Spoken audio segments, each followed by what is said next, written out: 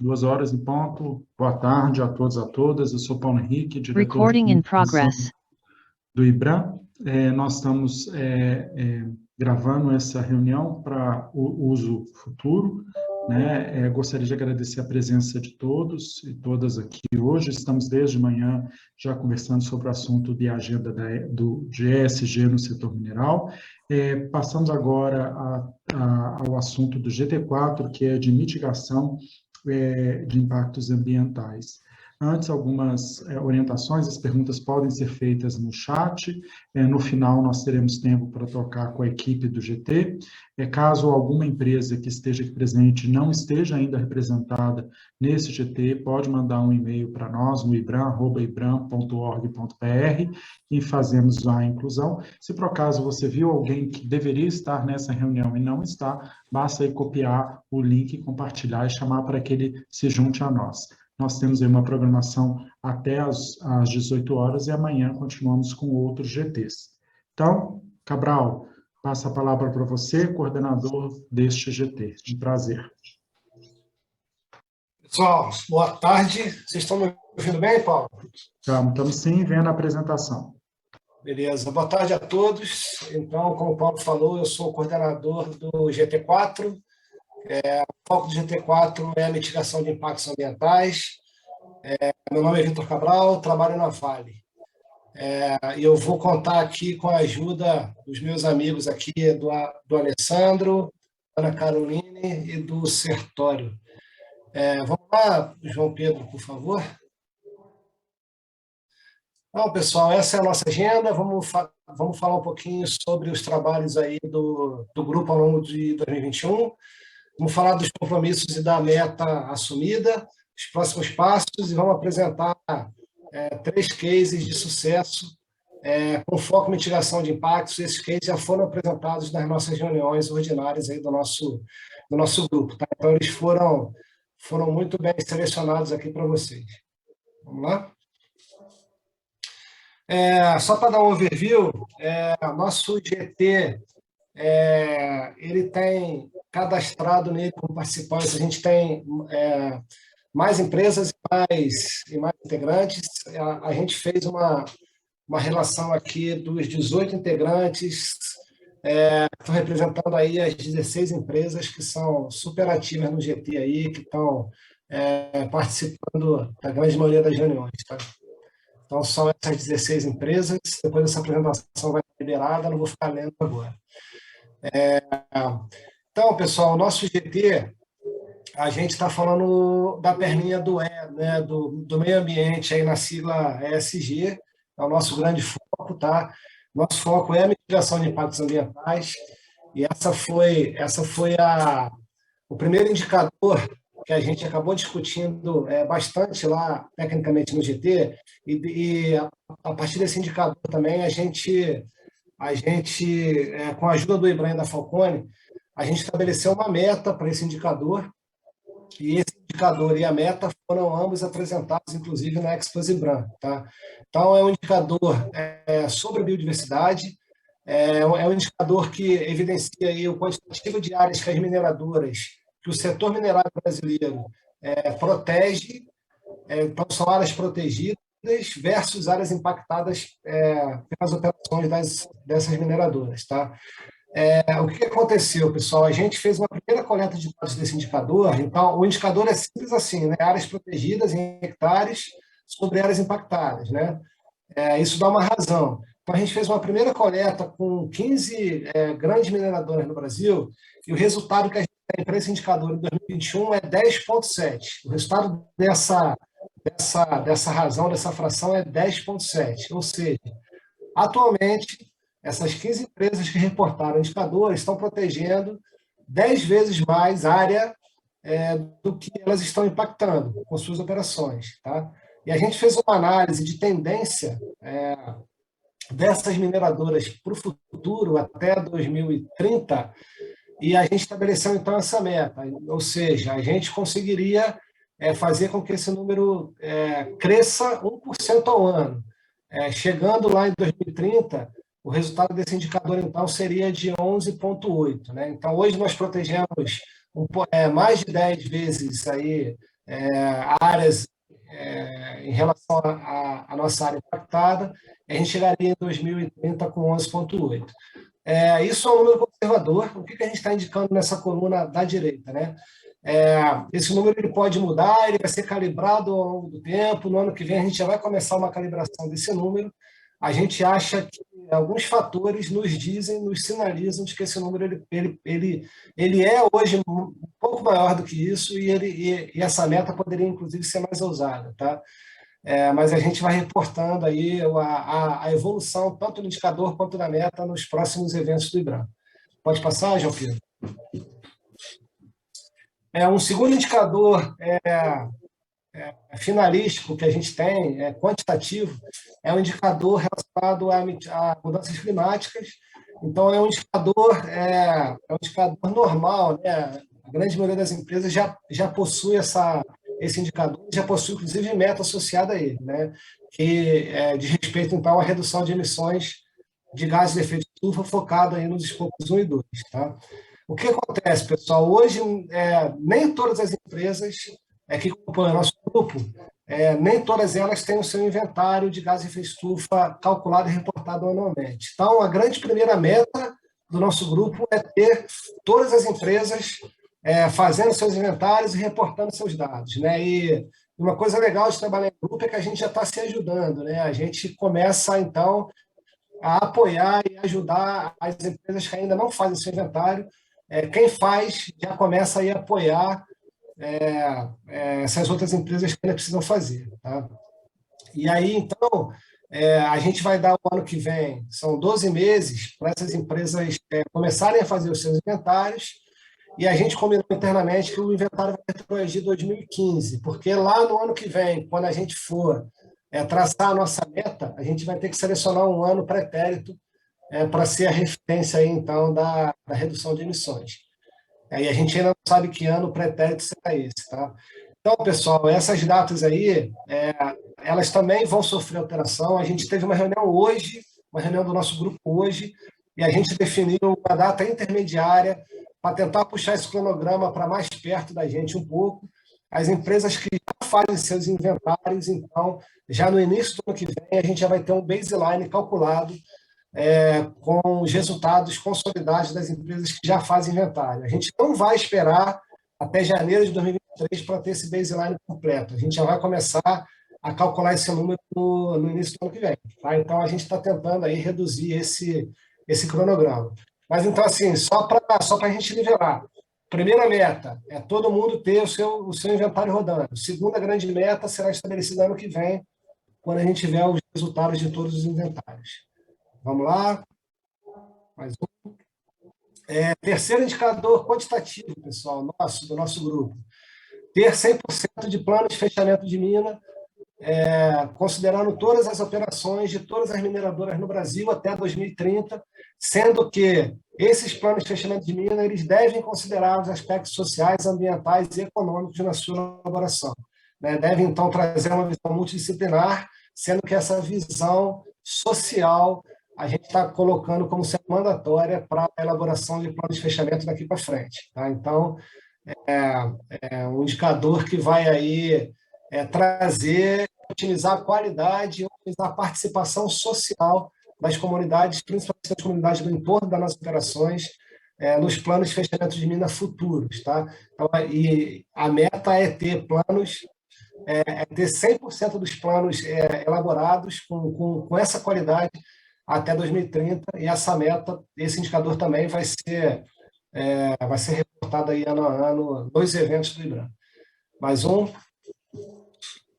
E esse último indicador é um indicador qualitativo, diferente dos demais. Ele versa sobre os compromissos que o grupo assumiu frente à Carta Compromisso, né? Então, uma série de compromissos lá ligados principalmente a estudos ambientais, controles ambientais, incentivar a integração das empresas nas análises de impactos cumulativos e sinérgicos. Então, para a gente dar conta de todos os compromissos assumidos na Carta, a gente estabeleceu esse indicador.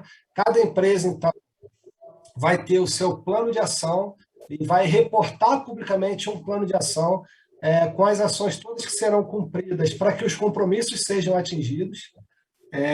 E esse plano de ação de cada empresa, especificamente, será também monitorado, acompanhado e reportado pelo grupo, né? Como é que cada empresa está se saindo, está alcançando aí os seus objetivos estipulados em cada plano de ação, tá?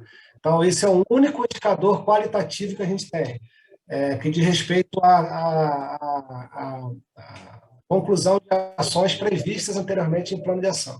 Todos os outros são indicadores qualitativos, tá? E a grande maioria finalísticos, inclusive.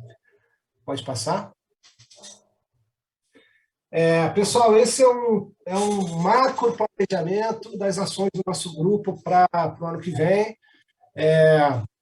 O que a gente está fazendo, né? Tudo que foi discutido no grupo ao longo do ano, todos os indicadores, a meta que foi estabelecida, tudo que a gente combinou em grupo, a gente colocou num documento que a gente está chamando de memorando técnico.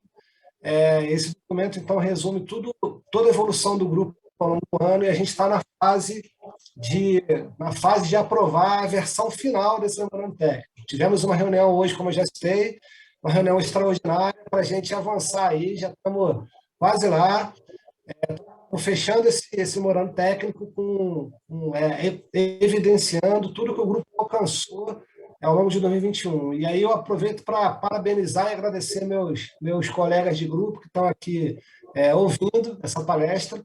Acho que o nosso grupo foi muito produtivo e a gente avançou bastante aí em 2021. Tá?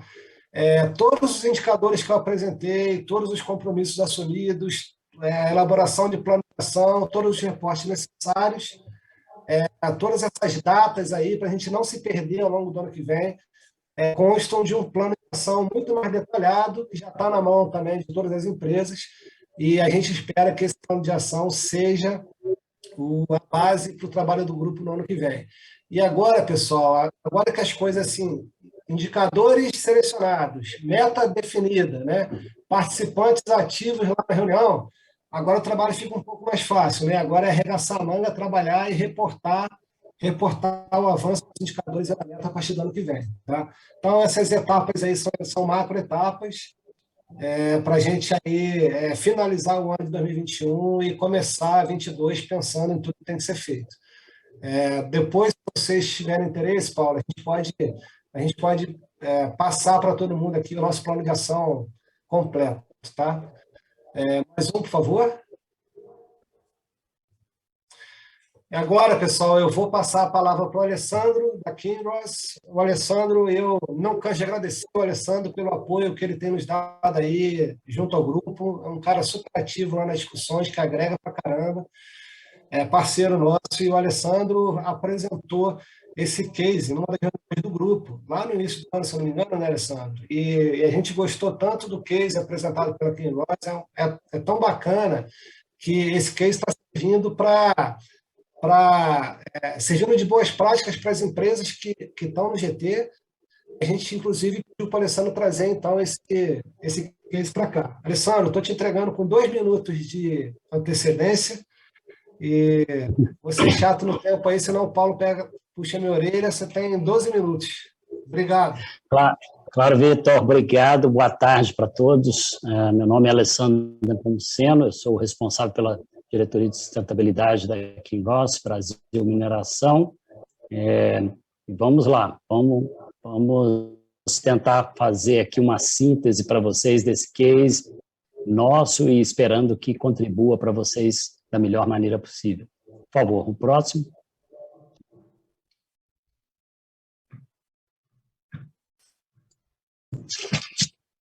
Bem, aqui, gente, vocês têm a localização do nosso site, né, no noroeste de Minas, e as nossas barragens aqui, vocês têm uma vista geral do nosso site, em Paracatu, onde tem as 2 barragens, né, nós temos a barragem Santo Antônio, a barragem Eustáquio, a mina e as áreas de apoio, totalizando aí quase 3.000 hectares no total, o que faz com que essa questão de fechamento tenha uma relevância muito grande para nós. Aqui, logo à direita embaixo, vocês veem um pouco do nosso fluxograma de processamento mineral. É um processamento convencional para ouro, com britagem, moagem, flotação. Uma diferença aqui que a gente faz a adoção da segregação dos sulfitos em tanques que são escavados na área da mina, né? A gente chama eles de tanques específicos. A gente vai mostrar mais tarde aqui na apresentação por que a gente faz isso. Por favor, próximo aqui. Aqui a nossa estratégia de ESG, né, a efetivação dessa estratégia se dá aí através de um plano de desenvolvimento sustentado, que tem vários programas, né, na área social, ambiental, de saúde e segurança. A gente insere saúde e segurança dentro do nosso conceito de sustentabilidade, e a parte financeira, naturalmente, porque também tudo tem que se pagar, né? E dentro desses programas associados aqui à parte ambiental, a gente tem aqui o programa de fechamento e reabilitação, né, que deve endereçar aqui mina, barragens, né, os tanques que nós temos, as áreas de apoio e administrativas. Próximo, por favor. Os nossos objetivos de fechamento, que estão aqui, eu não vou entrar em detalhe pelo tempo, são baseados aí nas diretrizes do ICMM, em particular aí no documento do Integrated Mine Closure Good Practice Guideline de 2019, e eles buscam aí alinhar a sustentabilidade social e ambiental na definição dos usos futuros com as partes interessadas. Próximo, por favor. Aqui nós temos a nossa estratégia de fechamento, ela é baseada aqui nesses 5 pilares, né? O fechamento aí inserido na concepção do projeto, a pesquisa aplicada com universidades, consultorias, o fechamento progressivo, a participação da comunidade e a revisão periódica aí dos riscos, né? Seguindo-se aí essas ISO, a 3100, que inclusive hoje já tem, inclusive aí, o seu correspondente dessa mesma norma da BNT, né? Então nós tentamos conjugar isso dentro da nossa estratégia de fechamento, do plano de fechamento. O próximo, por favor. Então, aqui só eu vou passar bem rapidamente, gente, para falar um pouquinho da questão de como o fechamento foi inserido na concepção de projeto, né? Em 1991, a Kinross iniciou aí um grande programa de pesquisa para identificar o potencial de geração ácida, né, de acidez, né, do seu minério sulfetado. Isso perdurou até o final de 1997 para definir a rota de processo ambiental previamente à lavra desse minério, que só aconteceu em 1998. Estou chamando a atenção aqui da importância de se fazer a identificação de um impacto antes mesmo dele ocorrer, né? Então, todo esse programa foi realizado. Nós tivemos aqui, em 1991, iniciou, né, até 93 com os testes estáticos de predição. Depois de 93 a 97, fizemos testes cinéticos aí em lisímetros, que são essas caixas que vocês estão vendo aqui, né, de teste.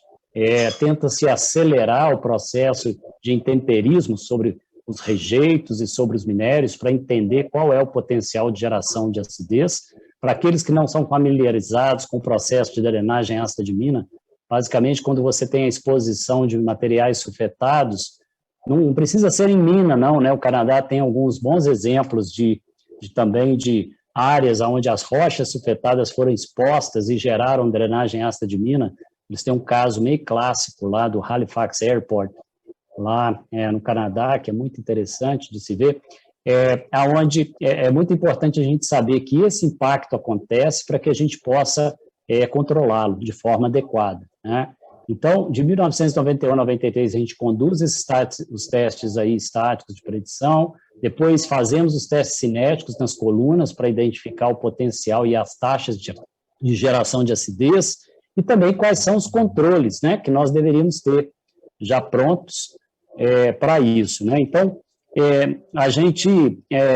eu queria destacar isso, porque eu acho isso muito importante, né, como que a gente precisa entender os nossos impactos muito antes da gente começar a minerar, né?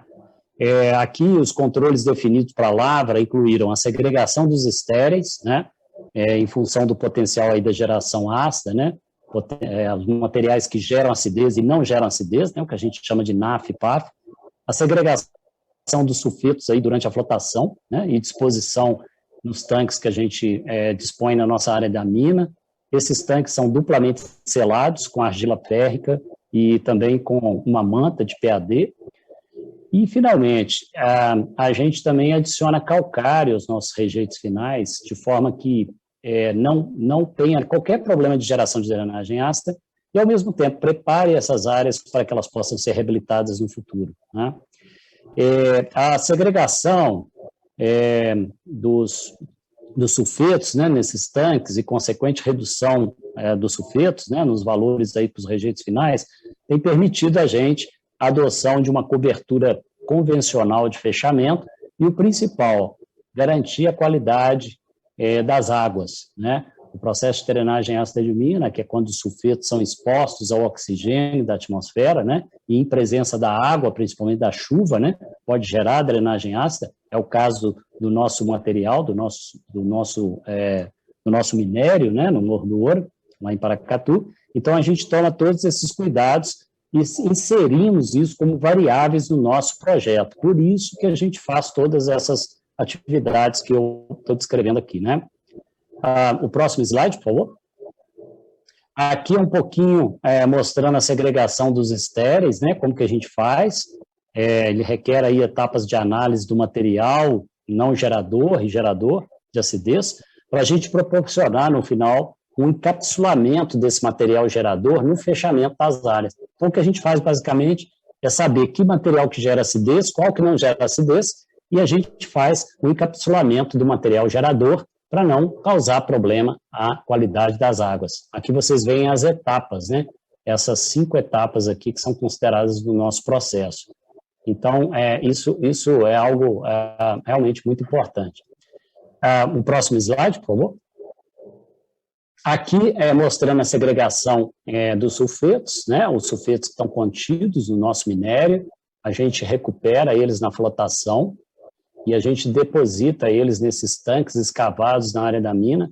Esses tanques são duplamente selados com uma argila férrica que a gente encontra na região e também com uma manta de PAD. Isso é muito importante para a gente também, porque você controla o processo de geração e de contaminação, né? Essa argila férrica utilizada aqui, ela demonstrou em testes em lisímetros, aqueles testes naquelas caixas de lixiviação que eu mostrei, né? Como que ela tem uma excelente capacidade de atenuação natural química, né, do próprio solo. Então, por isso que ela foi utilizada para selar esses tanques, né? Nós temos aqui um concentrado sulfetado que tem associado a ele muitos metais, né? Então, isso é importante. Por isso que ela foi utilizada. Essa argila foi alvo, inclusive, de várias teses aí, de mestrado e doutorado aí na UFMG, sob coordenação da professora Virgínia Siminelli. Além disso, só para complementar, a gente tem a adição do calcário na planta. Esse calcário é feito de uma forma estequiométrica, para que a gente não gere nenhum tipo de geração ácida que vá levar à mobilização de metais nas nossas barragens, né? Então, mantendo-se dessa forma a qualidade da água. Próximo slide, por favor. Aqui é um outro pilar muito importante, né, nosso, as pesquisas aplicadas em reabilitação e fechamento.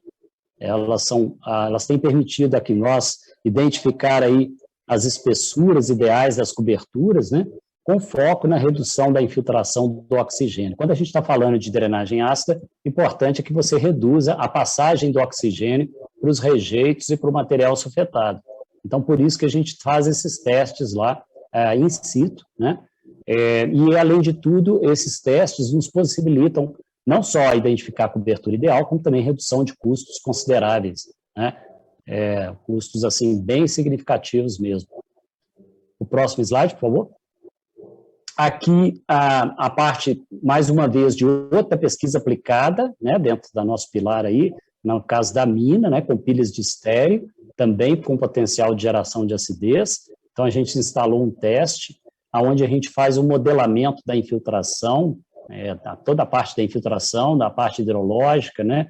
Esse é é um teste muito interessante que a gente está rodando na mina com a nossa pilha central, e ela tem uma parceria aí com o pessoal da Alkane Consultants.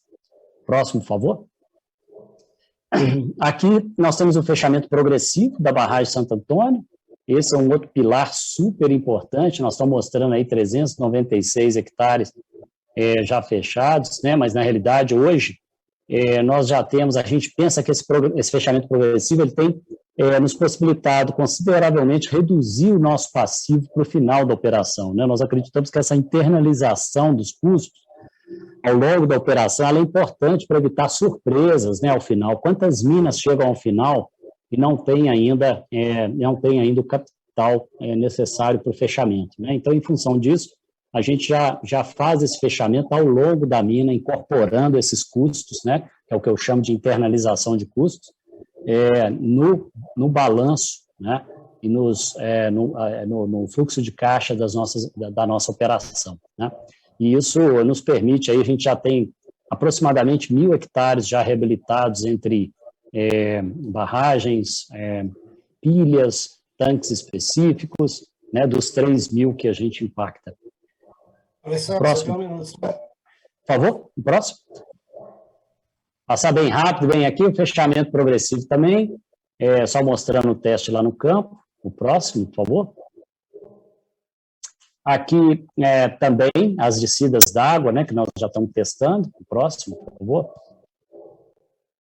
Aqui, só para falar um pouquinho, o fechamento progressivo, né, ele permite a gente desenvolver essas técnicas de revegetação, aqui no caso a nucleação, né, essa técnica permite aí o uso da cobertura vegetal removida, né, e a instalação do solo na forma de leiras, né, com um retorno mais rápido da flora e da fauna, permitindo também, mais uma vez, a redução expressiva de custo de fechamento. O próximo, por favor. Aqui é só uma visão geral, mostrando como que está evoluindo o fechamento da nossa barragem Santo Antônio. O próximo, por favor. Aqui é a participação da comunidade, que é o outro pilar. Nós já temos aí com a comunidade, o que a gente faz é envolver a comunidade no fornecimento dos viveiros, né, para reabilitação, para fornecer as mudas. Essa comunidade não só participa fornecendo as mudas, como também hoje vende essas mudas para outros propósitos, assegurando a sustentabilidade futura. E aqui a apresentação do nosso plano de fechamento no Comitê do Paracatu 2030, que é um comitê de desenvolvimento sustentável na cidade de Paracatu, que a gente mantém regularmente contato com eles. O próximo, por favor.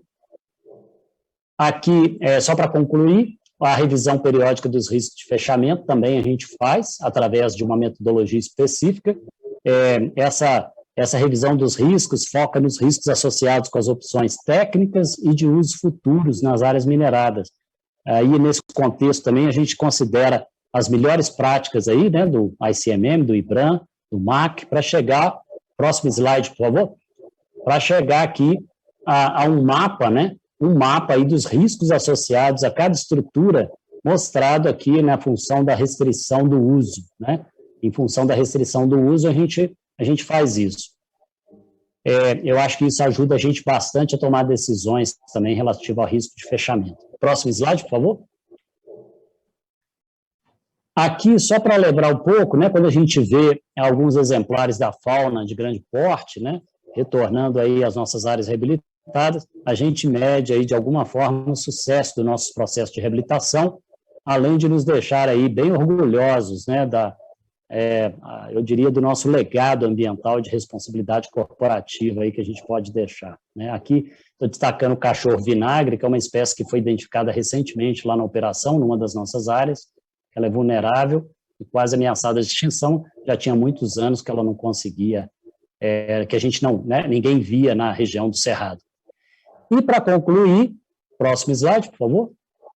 Eu gostaria só de dizer que a estratégia de fechamento nossa, né, que a gente adota, ela tem nos possibilitado aí muitos aprendizados, em especial com relação à necessidade de se pensar no fechamento desde a concepção de um novo projeto, né, e uma redução do passivo com o fechamento progressivo, né. A gente pensa que dessa forma a mineração, ela realmente não somente pode contribuir, mas também ela pode ser um dos setores liderando aí a nova onda do ESG. Muito obrigado a todos. Alessandro, obrigado. Valeu. Ô, Paulo, estou com uma dúvida, não sei se a gente abre para perguntas sobre o case do Alessandro agora, ou se a gente deixa para o final, porque... Vamos deixar para o final, é melhor. Melhor, né? Já temos aqui algumas perguntas e pronto. Tá bom. Então, agora a gente vai passar para o case da mineração Caraíba. A Ana Caroline engenheira agrônoma, vai apresentar para a gente um case sobre o programa de recuperação de áreas degradadas da mineração Caraíba.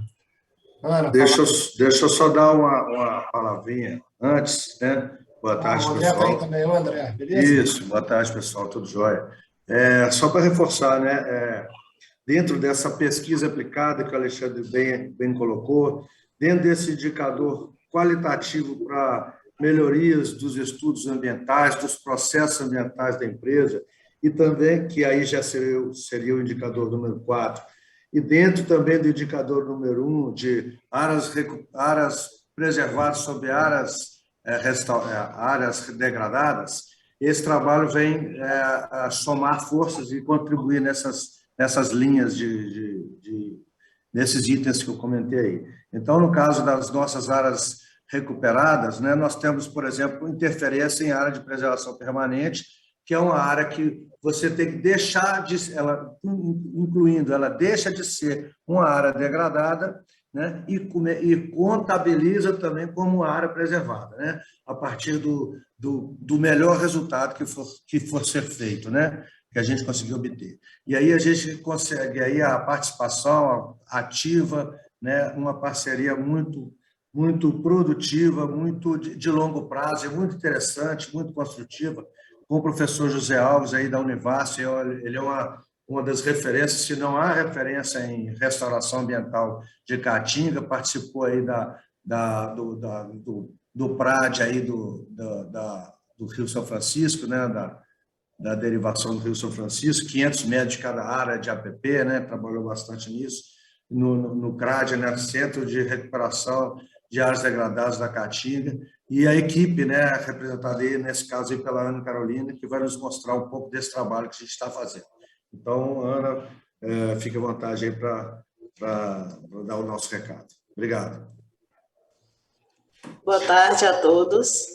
Me chamo Ana Carolina Coelho, eu sou engenheira agrônoma, formada pela Universidade Federal do Vale do São Francisco, e tenho mestrado em agronomia pela Universidade do Estado da Bahia. Eu queria agradecer ao convite, né, por estar participando desse evento tão importante na área de mineração e de meio ambiente. E a universidade, a Univasf, ela está inserida no sertão nordestino, né, ela está presente em 3 estados diferentes do Nordeste, e o CRAD, ele é um centro de referência para a recuperação de áreas degradadas, que está situado dentro da universidade. Então, hoje eu venho apresentar essas atividades, que é uma parceria público-privada com a Mineração Caraíba, sobre o aperfeiçoamento e a otimização ambiental do Programa de Recuperação de Áreas Degradadas, né, o PRAD, da Mineração Caraíba. Pode passar. Então, ao longo dessa apresentação, nós vamos estar vendo atividades que foram desenvolvidas. Esse projeto, ele começou em agosto de 2020, é um projeto de longo prazo. Então, são feitas atividades, treinamentos, atividades de restauração ecológica, que é para melhorar, né, para trazer uma melhoria para o PRAD. Então, esses treinamentos foram feitos 10 treinamentos realizados de forma remota, foi o pontapé inicial do projeto. Esses treinamentos, eles tiveram em torno de 4 horas cada treinamento, totalizando uma carga horária de 40 horas. Então, o treinamento foi realizado pela equipe do CRAD, para a equipe do Viveiro e do PRAD da Mineração Caraíba. Então, foram abordadas várias temáticas relacionadas ao ecossistema da Caatinga, como o banco de germoplasma, como manutenção de viveiro, né, técnicas de irrigação, de manejo de pragas, de produção de mudas, tudo visando melhorar a qualidade das mudas que estão sendo plantadas, né, e as técnicas de recuperação. Pode passar. Então, além disso, foram selecionadas 8 áreas na Mineração Caraíba, de tamanho padrão, de aproximadamente 0,5 hectare. Então, essas áreas, elas têm uma diferença. Nós temos áreas que estão protegidas, que são áreas de preservação permanente, e também temos áreas que sofreram intervenção, que sofreram impacto, mas que foram feitos plantios nessas áreas. Então, pode passar. Mensalmente são feitas expedições, até hoje foram feitas já 16 expedições, para inventariar a flora dessas áreas que estão inseridas dentro da mineração. Então, hoje nós temos 138 espécies pertencentes a 45 famílias diferentes. Então, hoje, basicamente, tem mais de 50% que são árvores, em torno de 20% a 25% aí de arbustos e 25% aproximadamente de árvores. Então, todo esse material ele foi coletado, ele foi herborizado e depositado no acervo disponível no Herbário Vale do São Francisco. Pode passar. Que é um herbário que também está situado na Universidade Federal do Vale do São Francisco, e é um herbário representativo da caatinga. Hoje nós temos quase 20 mil amostras de espécies de planta, de vários grupos ecológicos, e essa coleção ela também está toda informatizada. Então, as informações de todas essas espécies podem ser encontradas aqui nessa abazinha de dados. Você pode colocar dados de busca para ter informações sobre essas espécies. Pode passar. Então, aqui é uma representatividade de algumas espécies de plantas da caatinga, que a caatinga, por muitas vezes, é vista como um ambiente com baixa biodiversidade, mas isso mostra, né, a alta diversidade e alta riqueza de espécies que nós temos aqui nesse ecossistema. Pode passar.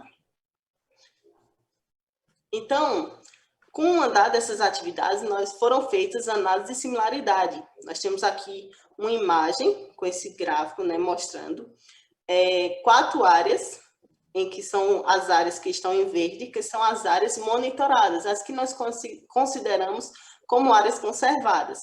E aqui em laranja nós temos as áreas impactadas, que sofreram algum tipo de intervenção.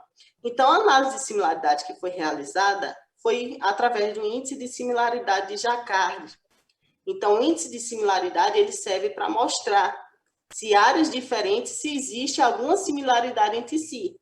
Então, qual o sentido aqui? É saber se essas áreas que são impactadas, que tiveram alguma intervenção, se ela tem similaridade com as áreas de caatinga que são mais conservadas. Então, aqui nós fizemos uma análise de todas essas parcelas, né, que nós chamamos de parcelas, e a similaridade ela deu 0,16. Esse valor ele é um pouco abaixo do recomendado. De acordo com o índice de similaridade, as áreas elas têm similaridade se esse índice for maior que 0,25. Então, esses são dados iniciais. Então, com o passar do tempo, nós vamos estar novamente fazendo novas análises, fazendo novos processos de restauração para estar melhorando. Então, vamos elaborar uma curva do coletor, vamos ter informações de espécies, como os hábitos, quantidade, a diversidade. Vamos ter também o grau de endemismo dessas espécies. Pode passar. Então, além disso, nós fizemos uma busca, uma comparação um pouco mais restrita, para entender como é que está funcionando essa restauração. Então, aqui nós temos uma área que é do Riacho Sulapa. O Riacho Sulapa é uma área de preservação permanente, em que nós temos uma parcela, que é de monitoramento, uma parcela conservada, e nós comparamos com a parcela que sofreu intervenção, que também é a área do Riacho Sulapa. A similaridade ela foi de 0,30, ou seja, indicou que essas áreas elas são similares. Então, isso significa que a gente já está avançando na restauração. Pode passar. Então, aqui nós temos o Rio Curaçá, também é uma área de preservação permanente. Fizemos o comparativo entre essas duas áreas, são áreas que têm o mesmo tamanho. Então, fizemos essa comparação e a análise, o valor da similaridade deu 0,7. Ou seja, está dizendo que essas áreas não são similares. Então, pode passar. Também fizemos, né, análise entre áreas de caatinga estricto sensu. Nós pegamos 2 áreas conservadas e 2 áreas de cascalheira, que são áreas que têm depósito de estéreo, e fizemos essa comparação também. O valor da similaridade deu 0,14, ou seja, essas áreas não são similares. Então, daí surge a pergunta, né? Quando é que essas áreas elas podem ser consideradas restauradas? Então, nós precisamos aumentar esse valor de similaridade. Para quê? Para dizer que essas espécies ou essas áreas, elas têm espécies em comum. Então, por exemplo, tem espécies que são típicas, que são representativas de Caatinga, que é o que acontece aqui nessas áreas do Paiol e da Barragem, por exemplo. Pode passar. Então, no decorrer dessas atividades, nós também fazemos atividades de georreferenciamento de matrizes. Para quê? Para ter as coletas, né, de sementes de árvores que são conhecidas, que são árvores que nós já temos os registros. Então, hoje nós temos 142 matrizes de árvores e arbustos nas áreas da mineração. Então, nós temos descrição de porte, de fitossanidade. Então, nós temos um conhecimento de como como é a característica dessas plantas e também a fenologia, para ter o conhecimento, por exemplo, de quando essas espécies vão estar florescendo ou frutificando. Pode passar.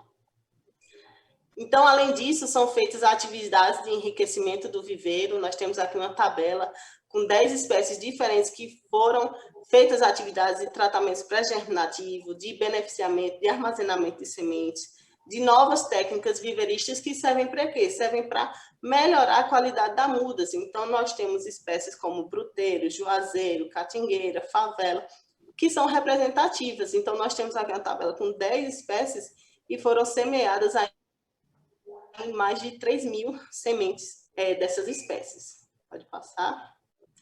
Então, também tivemos outras técnicas, né? A utilização de outras técnicas novas. Então, será que existe vantagem de utilizar bromélias, que são espécies, são pertencentes a um grupo ecológico que tem algumas vantagens, tem atrativo de fauna, tem um armazenamento de água. Então, nós estamos fazendo novas técnicas para saber se existem vantagens, né? Então, a gente coloca, geralmente, essas espécies no berço, junto com as mudas, para trazer um estabelecimento e uma facilitação ali das mudas em campo. Pode passar. Além disso, atividades no viveiro, como é o caso da produção de caldas alternativas, que são produtos naturais, também para melhorar a qualidade das mudas. Pode passar. Aqui temos uma imagem, né, das técnicas, das capacitações, das técnicas de reciclagem que são feitas com o pessoal do viveiro, né, com a equipe. Ana, você tem 1 minuto, tá? Tá. As atividades no viveiro também, nós temos aqui um exemplo de uma avaliação que é feita com rejeito de minério. Pode passar, que dá para ver melhor. Então, nós utilizamos o rejeito de minério na produção de mudas para ver se existe uma chance desse rejeito ser utilizado como uma composição do substrato da produção de mudas. Pode passar. Aqui nós temos análises que são feitas, né, análise foliar, análise de raiz, para ver se essas mudas estão se desenvolvendo bem. Pode passar. Monitoramento do plantio nas áreas da barragem. Aqui temos a imagem da medida de altura e diâmetro do solo também para acompanhar, para ter um monitoramento, para saber se essa restauração está mesmo sendo desenvolvida, né? Se a gente precisa utilizar uma nova técnica para melhorar. Pode passar. E também a divulgação científica, que a gente precisa dar o retorno para a comunidade, né? Em eventos que são destaques, como é o caso do Congresso Nacional de Botânica. Pode passar. Eventos internacionais, né, relacionados à temática da biodiversidade, pode passar. Eventos também que são renome na restauração ecológica, conferências brasileiras, pode passar. E obrigada, é isso que eu tenho para falar sobre nossas atividades que nós desenvolvemos durante esse tempo. E muito obrigada.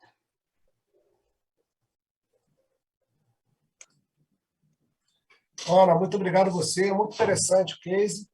Esse case especificamente não foi levado para o grupo, Ana, mas aí já fica o convite aí para a Mineração Caraíba, para o André, da gente levar esse case na próxima reunião do nosso grupo, tá? Interessante, né?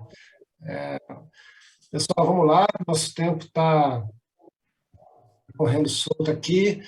Eu vou chamar o Sertório é da Vale, e ele vai falar também sobre o desafio da descarbonização no transporte de materiais da empresa. Sertório, você tem 10 minutos. Tá ok, obrigado, Cabral. Boa tarde a todos. Esse foi um case que a gente apresentou na COP, tá? Na COP 26 a gente levou esse case e eu vou tentar passar mais rápido na parte das metas públicas da Vale, que vocês podem consultar tanto no nosso portal ESG e a gente pode disponibilizar a apresentação depois e focar nos exemplos, nos 3 exemplos que a gente, para descarbonizar nos transportes. Pode passar, por favor. Aqui são os compromissos justamente que eu comentei, são as metas que a Vale assumiu em reduzir os escopos 1 e 2 em 33% até 2030, ter eletricidade 100% renovável até 2025 no Brasil e globalmente até 2030, e reduzir as emissões líquidas de escopo 3, que são as emissões da cadeia de fornecedor, né, tanto clientes como fornecedores, em 15% até 2035, e ser net zero até 2050, né, as emissões. Então, com isso, a gente tem uma alavanca que é liderar a transição da mineração para baixo carbono e da nossa estratégia net zero, né? Pode passar, por gentileza. E aí, a gente tem uma posição única para a gente poder conseguir entregar o que a gente está prometendo em meta, que seria o minério, né, o portfólio de alta qualidade, tanto o minério como o níquel, o minério de ferro e o níquel, ser líder em energia renovável. Hoje já 90% da nossa energia é de origem renovável, e a gente já protege 1 milhão de hectares de florestas protegidas, aproximadamente 80% fica, né, na Amazônia, né. Aqui tem uma foto aqui embaixo do IP bonito da Floresta Nacional de Carajás. Pode passar, por gentileza. Aqui, como eu falei, é o nosso desafio, né? O nosso ano base é 2017. Nós temos aqui 14,1 milhões em escopos 1 e 2, e reduzir em 33% equivale a chegar a 9,5. Esse é um desafio, só que se você considerar as emissões como elas são hoje, o crescimento da produção, o nosso desafio é reduzir em 9 milhões, 8,9 as nossas emissões. Aqui, as principais rotas é através da eficiência energética, da bioenergia e da eletrificação, além de novos processos e processos disruptivos. Pode passar, por gentileza.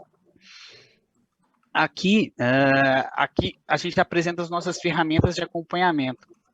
Então, hoje a gente está cadastrando os projetos de redução responsáveis pela redução de emissão. A gente tem os $50 de preço sombra por tonelada de carbono. Esse preço sombra ele é aplicado ao VPL dos projetos para tomada de decisão, tornando os projetos que reduzem a emissão mais atrativos, né? E a gente acompanha tanto a viabilidade desses projetos e a maturidade deles numa curva marginal de abatimento, que é a curva MAC que a gente atualiza anualmente. Então, essa é como a gente está alocando o nosso capital e acompanhando os projetos de redução. Pode passar, por gentileza. Então, aqui eu trago em relação ao escopo 3. A nossa meta de escopo 3, ela é bastante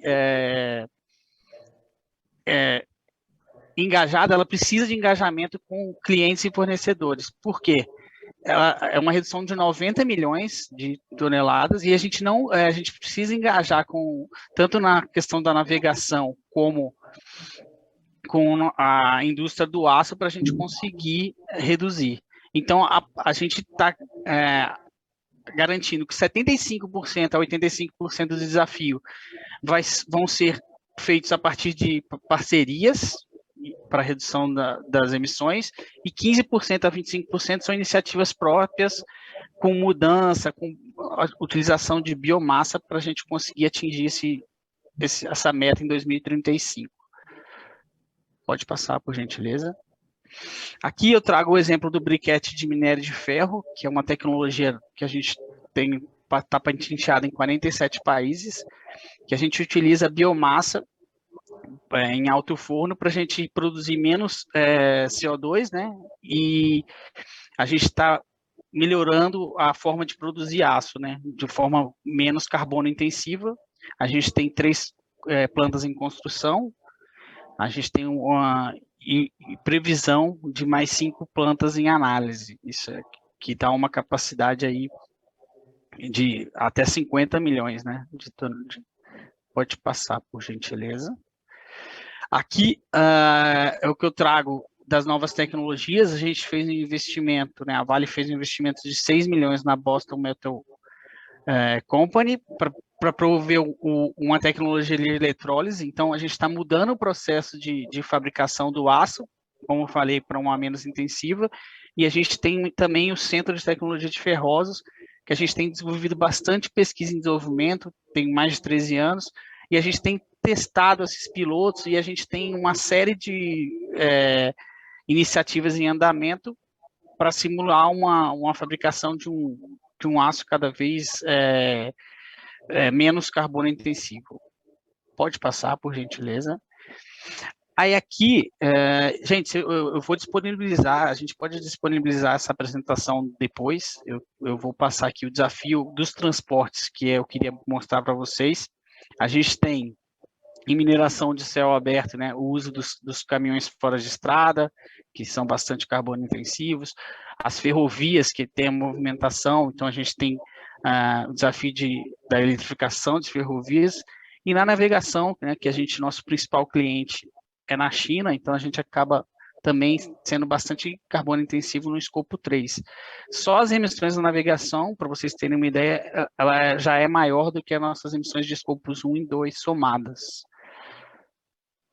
Pode passar, por gentileza. Então, aqui é o que a gente tem feito com os projetos e iniciativas. A gente observa, a gente faz uma avaliação, a gente faz um co-desenvolvimento, faz um piloto, aí a gente testa, e se for, ela entra para o portfólio. E aí a gente vai acompanhando a maturidade dessas tecnologias até o lançamento dela e implementação em larga escala. Sertório, você tem 1 minuto, tá? Tá bom. Aqui é o impacto no mundo real das nossas ações. Esse aí é colaboração com os parceiros. Pode passar, por gentileza.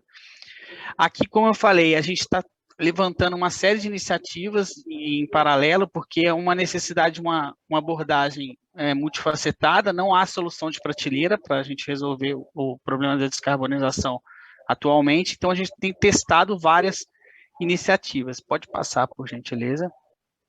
Aqui tem um vídeo de 39 segundos, que é legal de ver, se vocês puderem, se a gente puder passar. É o da sistema truckless. Das grandes inovações do projeto é exatamente o sistema truckless. A gente trouxe os britadores e os transportadores para dentro da mina, podendo eliminar quase a totalidade dos caminhões na movimentação. Com isso a gente vai ter ganhos de produtividade, a gente vai reduzir em 85% o consumo de combustível e emissões para operar esse projeto.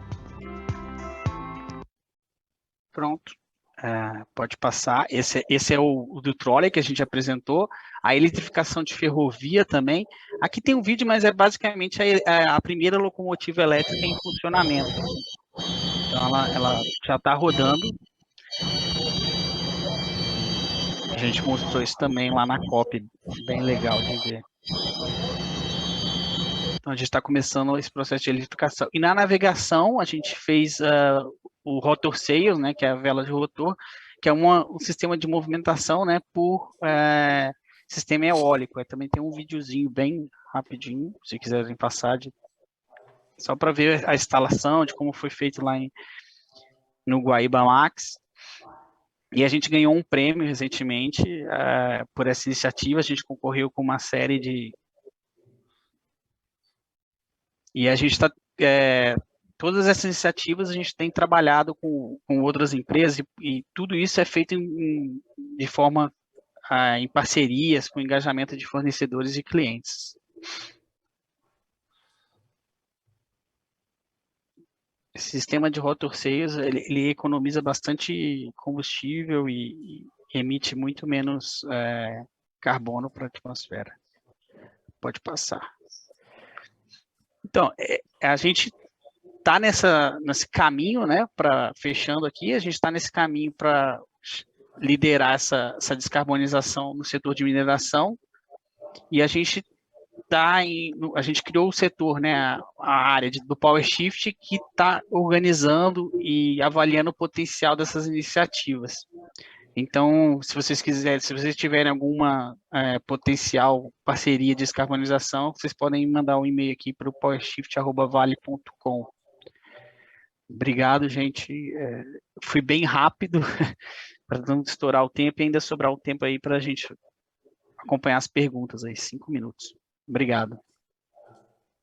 Beleza, Sertório, muito obrigado. Paulo, Obrigado. ao fim das apresentações aí, a gente fica aberto às perguntas. Tá, a Ellen faz um questionamento aqui para o Alessandro, acho que ele pode dar uma olhada aí no chat. A Vânia, né, fez um comentário também de um trabalho desenvolvido pela Vale Inco em Sudbury. E acho que, por enquanto, são esses comentários. Mas eu queria fazer uma pergunta para vocês, do ponto de vista na avaliação das questões ambientais, qual é o maior desafio da gente fazer essa mudança? Será que o setor está preparado para, ao invés de estar centrado nas suas necessidades, olhar a necessidade dos outros e incluir dentro do trabalho essas questões? Cabral, qual seria o principal desafio aí do grupo ou das pessoas que trabalham nessa área de mitigação de impactos? Me pegou, hein, Paulo? Cara, eu acho que dada aí as questões relativas à reputação, eu acho que a gente está, o setor como um todo, todas as empresas, eu acho que a gente está promovendo, sim, uma mudança cultural muito grande, pensando um pouco na sigla ESG, estou olhando para o E de meio ambiente, de environmental. Eu acho que a gente vem trazendo inovação tecnológica, eu acho que a gente está aumentando gradativamente aí a participação social nos processos internos de tomada de decisão. O trabalho esse ano no grupo, Paulo, me trouxe muito orgulho desse grupo. Eu acho que, cara, todo mundo com sangue no olho querendo evoluir. Uma coisa que me chama muita atenção ainda, Paulo, é a integração de esforços. Eu acho que a gente trabalha muito bem individualmente. Acho que a gente precisa evoluir na integração entre as empresas, né? Empresas, por exemplo, empresas operando numa mesma região, olhar para os seus impactos de maneira cumulativa e sinérgica. A gente fala isso muito lá no grupo, né? Parece uma realidade distante que a gente vai começando a desenhar agora, mas eu diria que é isso. Eu acho que a gente é muito bom sozinho, muito bom, e a gente precisa agora começar a dar mais as mãos, uma empresa para a outra. Não sei se meus colegas de grupo concordam com a minha resposta aí. Excelente, eu queria reforçar que esse é um ambiente para isso, para essa troca. É uma troca não competitiva, ou seja, qualquer aprendizado que existir na questão de mitigação de impactos, isso vale para todos, se são bem para a sociedade, um bem para o setor.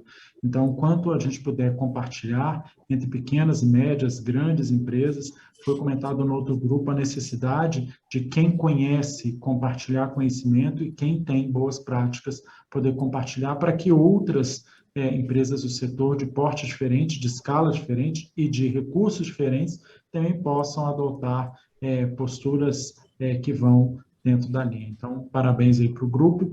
Vocês têm mais um minutinho aí para algum encerramento final. Ô Paulo, Alessandro, deixa eu só fazer um comentário também, que eu acho que é muito importante. Desculpe, eu acho que tudo que o Cabral falou é muito importante.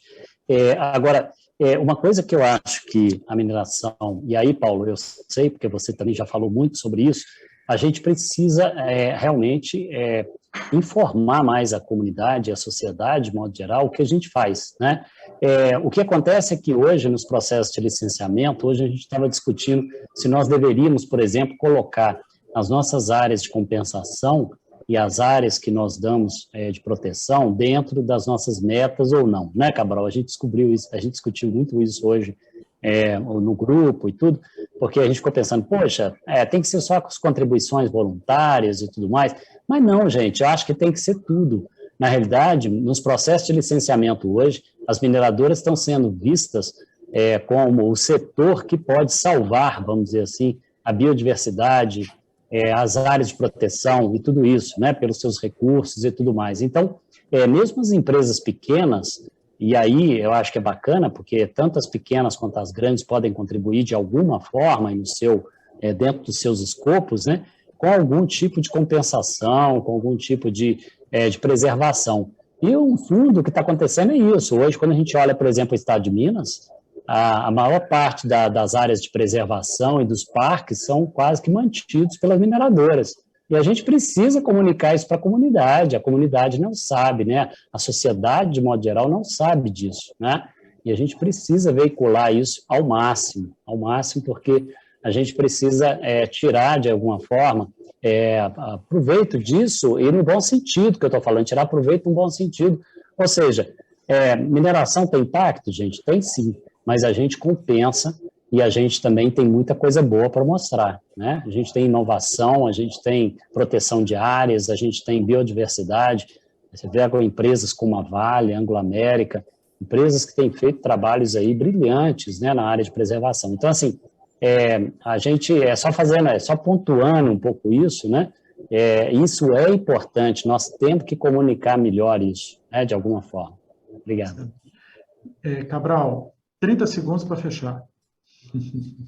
Eu queria agradecer, Paulo, acho que é muito legal a iniciativa do IBRAM, queria agradecer ao IBRAM pela abertura do curso, agradecer os integrantes do Grupo 4, eu acho que está sendo realmente uma experiência fantástica de integração entre empresas e de crescimento junto. Obrigado a todos por à disposição. Ótimo. Muito obrigado a todos, parabéns o GT4 de mitigação de impactos ambientais.